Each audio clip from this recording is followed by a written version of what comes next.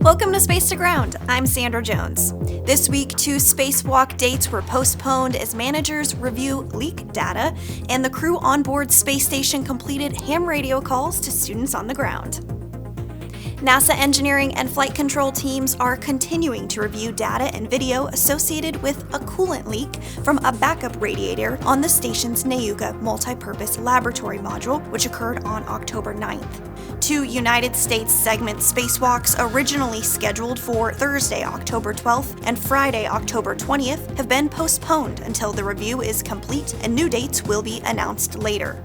The leak has now stopped, as was reported by Roscosmos flight controllers and evidenced by NASA external station camera views, which show only residual coolant droplets. The primary radiator on Nauka continues to work normally, providing full cooling to the module with no impacts to the crew or to space station operations. The backup radiator was delivered to the space station on the Rosviet module during Space Shuttle mission STS-132 in 2010. It was transferred to the Nauka during a Roscosmos spacewalk in April. Teams on the ground continue to investigate the cause of the leak, and additional updates will be made as soon as available. Students, did you know you can speak to an astronaut on board space station?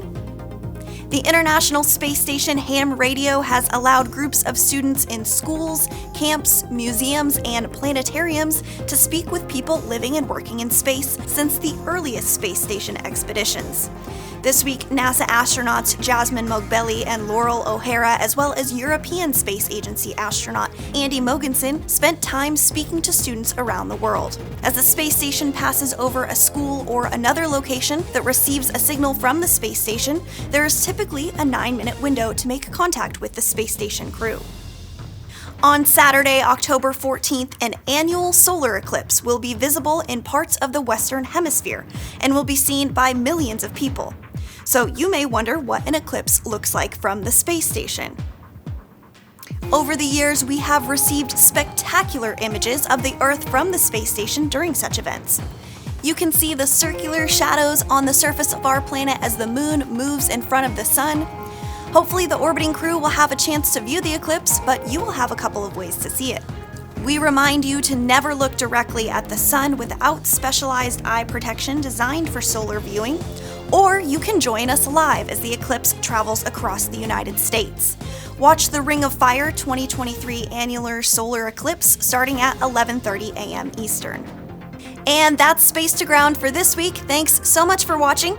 You can bring space station research straight to your inbox through the weekly ISS newsletter.